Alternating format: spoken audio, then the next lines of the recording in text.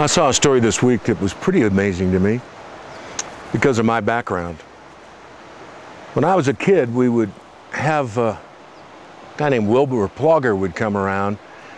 Wilbur and Benny. Benny was his barrel man. And they'd come to the National Western Stock Show. I always loved to see Wilbur come around because Wilbur and Benny had all sorts of pets. They had a spider monkey. They had a skunk.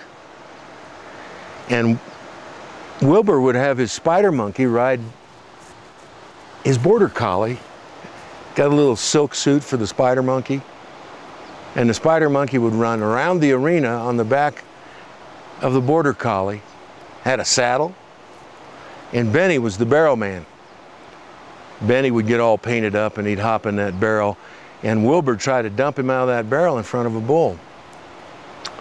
Well, you might guess Wilbur and Benny were rodeo clowns. Now, what is the purpose for a rodeo clown? You might say to entertain the audience. It's not.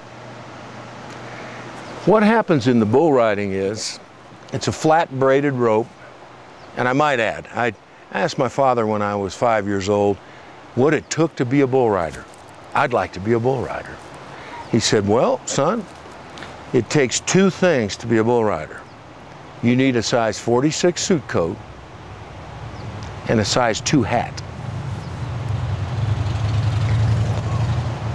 Riding bulls is dangerous.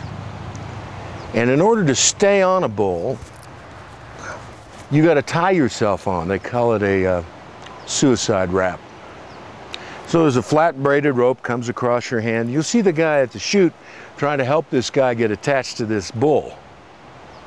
And so they'll wait until that bull breathes in and they'll tighten that rope up.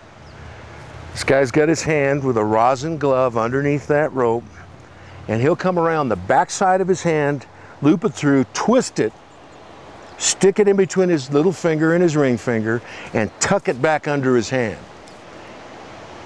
Because see, you never ride a bull. Most of the time, you're not on the bull. You're pulling yourself back on because the bull is so powerful. And bulls are real interesting. They twist like this while they're jumping and spinning in the air. And they're looking back over their head at you. They're watching you.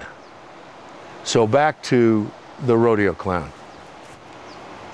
You'll see that guy jump up there and grab that rope, that flat braided rope, and pull. Well, you see the bull rider do it if he's managed to go 8 seconds. Pop that thing up so he can get off that bull. And who's right next to him when he does that? The rodeo clown. Rodeo clowns are not to make the audience laugh. They're to save this bull rider's life if he hangs up.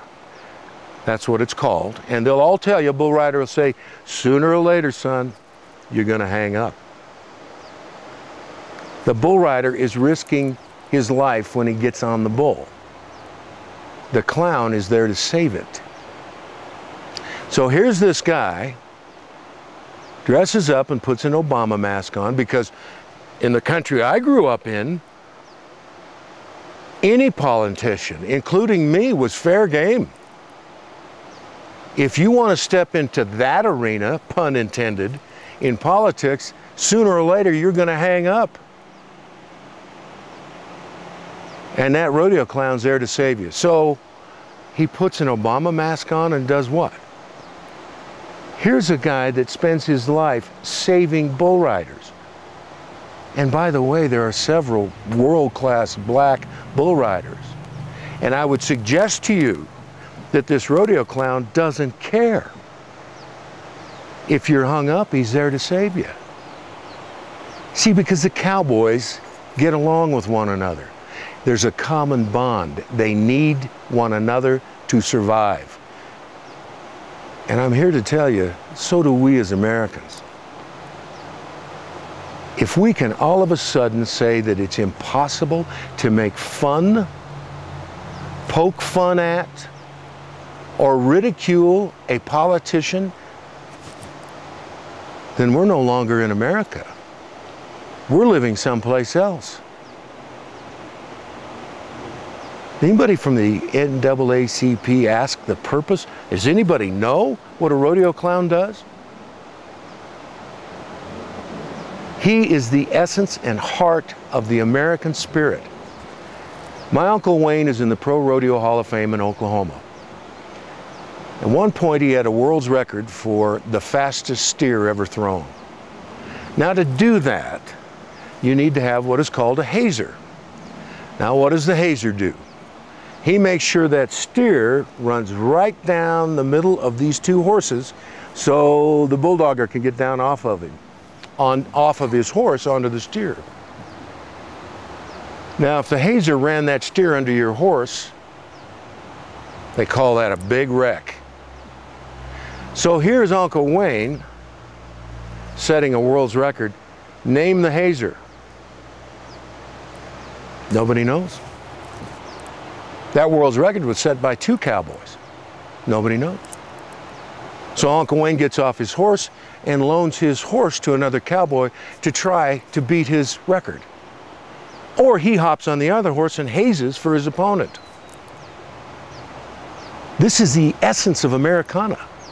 These are people that are there to help one another in a collaborative competition. Now, competition.